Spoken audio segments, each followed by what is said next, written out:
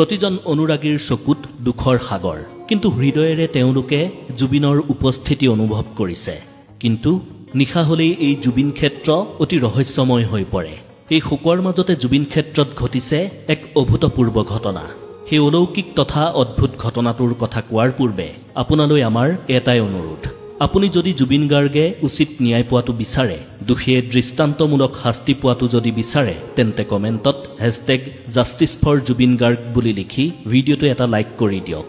14 অক্টোবৰ মঙলবাৰে নিশা এটা খুবেই আচৰিত ঘটনা ঘটিল ঘড়ীত নিশা তেতিয়া 2 বাজিছিল জনসমাগম কমি অহা জুবিন ক্ষেত্ৰত তেতিয়াও কেইজনমান অনুৰাগী উপস্থিত আছিল হয়তো তেওঁলোকে তেওঁলোকৰ প্ৰিয় শিল্পীজনক অকলশৰীয়া হ'বলৈ দিয়া নাছিল হঠাতে তেওঁলোকে অনুভৱ কৰিলে এক অদ্ভুত সুগন্ধি এক মৃদু কিন্তু গভীৰ সুবাস যি সুবাস মুহূৰ্ততে সমাধি ক্ষেত্ৰৰ চাৰিওফালে বিয়পি পৰিছিল এই সুগন্ধি আছিল জুবিন গাৰ্গে প্ৰায়ে ব্যৱহাৰ কৰা পাৰফিউমৰ দৰে যি সুগন্ধি ব্যৱহাৰ কৰি জীৱিত কালত জুবিন গাৰ্গে প্ৰতিটো অনুষ্ঠান প্ৰতিখন মঞ্চত উপস্থিত আছিল এয়া ঠিক সেই সুগন্ধিৰ দৰেই আছিল এয়া কেনেকৈ সম্ভৱ নিশা 2 বজাত জুবিনৰ নিজা পাৰফিউমৰ সুগন্ধি কিয় বিয়পিল এয়া কি আমাৰ প্ৰাণৰ জুবিনৰ কোনো অলৌকিক উপস্থিতিৰ ইংগিত নেকি নে তেওঁ অনুৰাগীসকলক কিবা ইংগিত দিব বিচাৰিছে নিশা 2 বজাত সেই চিনাকি সুগন্ধি বিয়পি পৰাটো এয়া কি তেওঁৰ সেই নাহৰৰ গোন্ধ নে মায়াবিনীয়ে এৰি যোৱা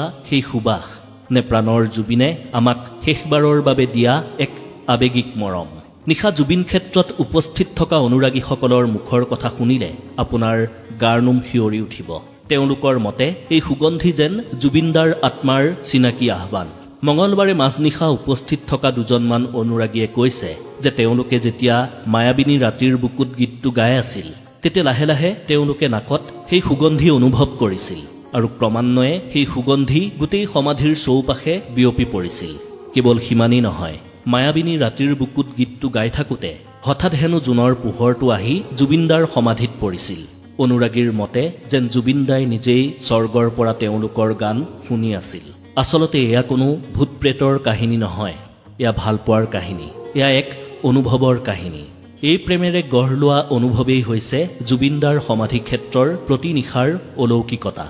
মাজনিশা সমাধি ক্ষেত্ৰত উপস্থিত থকা আন এজন অনুৰাগীয়ে কৈছে আমি জুবিনদাৰ সমাধিত কিবা অদ্ভুত ঘটনা দেখিবলৈ নাহো আমি আহো শান্তি পাবলৈ জুবিনদাৰ গানবোৰ যেন ইয়াত এতিয়াও বাজি থাকে মই যেতিয়া ইয়াত থিয় হওঁ মোৰ অনুভৱ হয় যেন জুবিনদাই মোৰ কাষতে বহি ধেমেলীয়া কথাবোৰ কৈ কৈ হাঁহি আছে এই অনুভৱটোই আমাৰ বাবে অলৌকিক কিন্তু যোৱা নিশা যি অনুভৱ কৰিছিলো সেয়া ভাষাৰে বুজাব নোৱাৰি যি সুগন্ধি নাকত লাগিছিল সেই সুগন্ধিয়ে বাৰে বাৰে আমাক জুবিনদাৰ উপস্থিতিৰ প্ৰমাণ দিছিল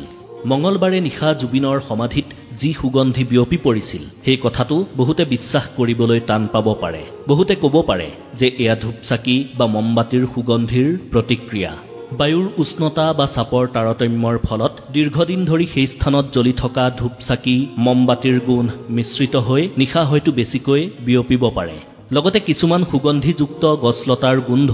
বতাহৰ গতিত বিয়পি আহিব পাৰে বুলি বহুতেই যুক্তি দিব বিচাৰে কিন্তু অনুৰাগীসকলে এই যুক্তি মানি ল'ব নিবিচাৰে তেওঁলোকে কৈছে যে এয়া আছিল সম্পূৰ্ণ চিনাকি পাৰফিউমৰ গোন্ধ যি সুগন্ধি জীৱিত কালত জুবিন গাৰ্গে প্ৰায়ে ব্যৱহাৰ কৰিছিল কিন্তু এই অলৌকিকতাৰ কিবা বৈজ্ঞানিক ব্যাখ্যা আছে নেকি এই সুগন্ধি আচলতে কিহৰ সুগন্ধি বিজ্ঞানৰ ভাষাত ক'বলৈ গ'লে মানুহৰ মগজুত আবেগ আৰু গোন্ধৰ এক গভীৰ সম্পৰ্ক আছে ইয়াক প্ৰষ্টিক স্মৃতি অৰ্থাৎ অলফেক্টৰী মেমৰি বুলি কোৱা হয় যেতিয়া অনুৰাগীসকলে জুবিনৰ অবিহনে গভীৰ দুখ আৰু আবেগেৰে সেই স্থানত থাকে তেতিয়া তেওঁলোকৰ মগজুৱে হয়তো আবেগিকভাৱে সেই চিনাকি গুণটোৰ সৃষ্টি কৰিব পাৰে যি সুগন্ধি জুবিন গাৰ্গক কাষত পাওঁতে তেওঁলোকে আগতে লাভ কৰিছিল বিজ্ঞানী ইয়াক এক সামূহিক ভ্ৰম বুলি ক'ব খোজে কিন্তু এই বৈজ্ঞানিক ব্যাখ্যাই আমাৰ আবেগ মচি পেলাব পাৰিব জানো বৈজ্ঞানিক ব্যাখ্যা যেই নহওক কিয় অনুৰাগীৰ মতে নিশা সেই সুগন্ধি বিয়পি পৰাটো সত্য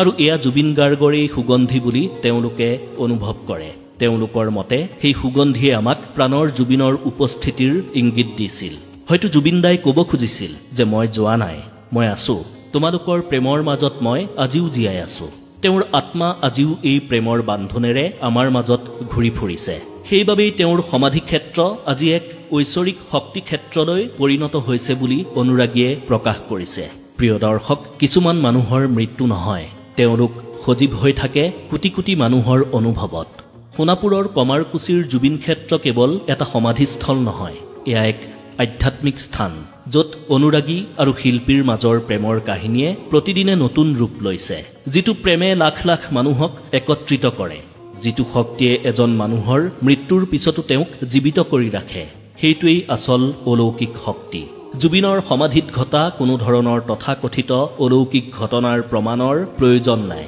কিয়নো তেওঁৰ প্ৰেমেই প্ৰমাণ আপুনি এবাৰ ভাবি চাওক এই অসমত বহু বিখ্যাত ব্যক্তিৰ মৃত্যু হৈছিল কিন্তু তেওঁলোকৰ সমাধিত এইদৰে জাতি ধৰ্ম নিৰ্বিশেষে জানো মানুহে হিলদল ভাঙি আহি সদায় পূজা প্ৰাৰ্থনা কৰা দেখা পাইছিল আচলতে এয়া জুবিন গাৰ্গৰ সেই অমৰ প্ৰেমৰ শক্তি যি শক্তি তেওঁ অসমীয়া জাতিৰ বাবে এৰি থৈ গৈছিল তেওঁৰ প্ৰতিজন অনুৰাগীৰ অন্তৰত তেওঁ যি প্ৰেমৰ বীজ সিঁচি গৈছিল সেই প্ৰেমৰ শক্তিয়েই চাগে আজি এই স্থানক এক অলৌকিক ৰূপ দিছে আচলতে জুবিন গাৰ্গ মানুহজনেই অদ্ভুত আৰু অলৌকিক আছিল তেওঁৰ কথা তেওঁৰ কামবোৰ অসাধাৰণ আছিল তেওঁ গীতৰ মাজেৰে অসমৰ প্ৰতিটো কোণৰ দুখ সুখক প্ৰতিফলিত কৰিছিল তেওঁ কেৱল শিল্পী নহয় তেওঁ আছিল এজন সঁচা মানৱ এজন বিপ্লৱী এজন সঁচা বন্ধু এই অলৌকিকতাই আমাক এটা কথাই শিকাই গ'ল যে প্ৰেম অমৰ জুবিনৰ বাবে আমাৰ প্ৰেম অমৰ সেইবাবেই জুবিন গাৰ্গো অমৰ প্ৰাণৰ জুবিনক কেৱল পূজা কৰিলেই নহ'ব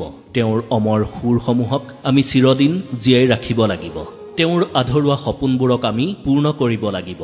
জুবিন ক্ষেত্ৰত বিয়পা সেই সুগন্ধিয়েও হয়তো আমাক সেইটোৱেই আহ্বান জনাইছে গতিকে আহক আমি সকলোৱে প্ৰতিজ্ঞা কৰোঁ যে তেওঁৰ সৃষ্টিবোৰৰ জৰিয়তে আমি বিশ্বৰ বুকুত অসমক উজ্বলাই ৰাখিম জুবিন গাৰ্গ অসমীয়া জাতিৰ আত্মা তেওঁ আছিল আৰু চিৰদিন থাকিব জুবিন ক্ষেত্ৰৰ নিশাৰ এই অলৌকিক সুগন্ধি হৈছে এজন শিল্পীৰ প্ৰতি তেওঁৰ অনুৰাগীৰ গভীৰ প্ৰেমৰ চিৰন্তন স্বাক্ষৰ এই ৰহস্যৰ কোনো বৈজ্ঞানিক ব্যাখ্যা হয়তো নাই কিন্তু ইয়াৰ আঁৰত আছে কোটি কোটি অসমীয়াৰ হৃদয়ৰ গভীৰ আবেগ আমি সদায় কম জুবিন দা তুমি চিৰদিন অমৰ জুবিন দা তুমি সদায় জীয়াই থাকা প্ৰিয় দৰ্শক কমেণ্টত জয় জুবিন দা #জাষ্টিছ ফৰ জুবিন গাৰ্গ বুলি লিখি যিমান পাৰে সিমান ভিডিঅ'টো শ্বেয়াৰ কৰি দিয়ক